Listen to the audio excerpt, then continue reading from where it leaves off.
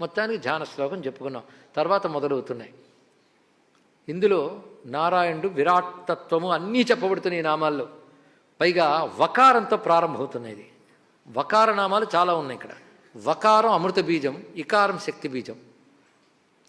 కనుక ముందు విశ్వం అని ప్రారంభమవుతుంది. ఒక్కసారి మొదటి శ్లోకం ఒక్కసారి అనుకుందాం. విశ్వం విష్ణుర్వషట్కారో భూత భవ్య భవత్ప్రభు భూతకృద్భూత భృద్భావో భూతాత్మా భూత భావన. ఇది మొదటి శ్లోకం. ఇందులో మొదటి పాదంలో మనకి 4 నామాలు కనబడుతున్నాయి. విశ్వం విష్ణు వషట్కార భూత భవ్య భవత్ప్రభు. భూత భవ్య భవత్ప్రభు కలిపి ఒకటే నామం. విశ్వం ఒక నామం, విష్ణు ఒక నామం, వషట్కార ఒక నామం. మొదటి నామం ఏమిటి? విశ్వం. ఎంత బాగున్నదండి.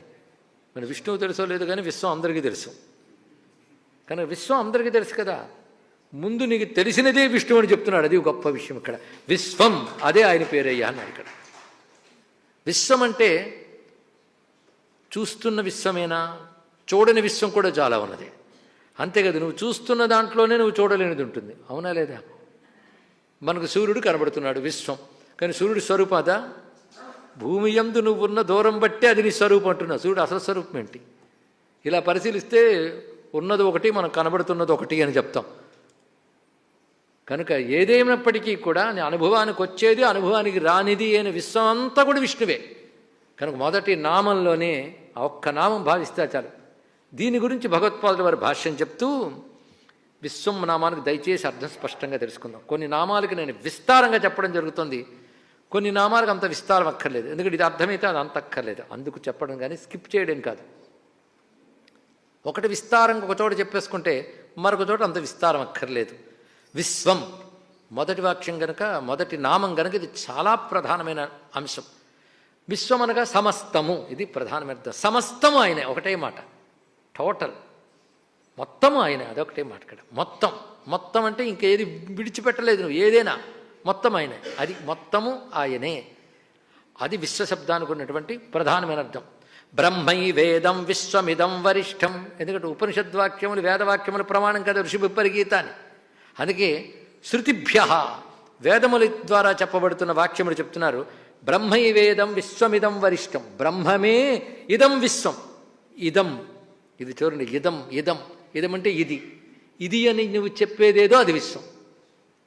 ఇది అని నువ్వు ఇంద్రియములతో తెలుసుకునేది ఇది విశ్వం. ఈ ఇదం అనే విశ్వం ఎవరు? బ్రహ్మై వేదం. అయితే బ్రహ్మము విశ్వమా విశ్వకారణమా? ఈ రెండు చెప్తూ ఆదౌ ఉభయవిధం బ్రహ్మ విశ్వశబ్దేన ఉచ్యతే అన్నాడు ఇక్కడ.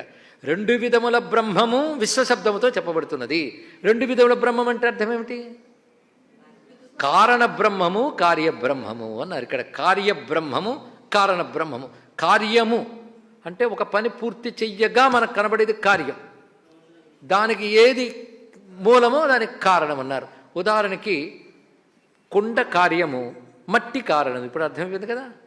కనుక కుండ వంటిది విశ్వం, ఇది కార్యం. దానికి కారణమైన వాడెవడు? అది ఆయనే. అయితే కారణం కార్యం 2 భేదం కాదు. ఎందుకంటే కుండకి కారణం మట్టి కదా. కుండలో ఉన్నదేంటి? కొంచెం ఆలోచించి చెప్తారా? కుండ కార్యబ్రహ్మము, మట్టి కారణ బ్రహ్మము అనుకుందాం. అప్పుడు కుండలో ఉన్నదేమిటి? మట్టి. కుండ తెలిస్తే మట్టి తెలిసినట్టే. నువ్వు కుండ పట్టుకున్నానండి, మట్టి ఎక్కడుందో చూపిస్తారని అడుగుతావా? నువ్వు కొండను పట్టేవంటే మట్టిని పట్టినట్టే, విశ్వాన్ని పట్టేవంటే విష్ణువుని పట్టినట్టే అన్నాడు. ఇది తెలుసు.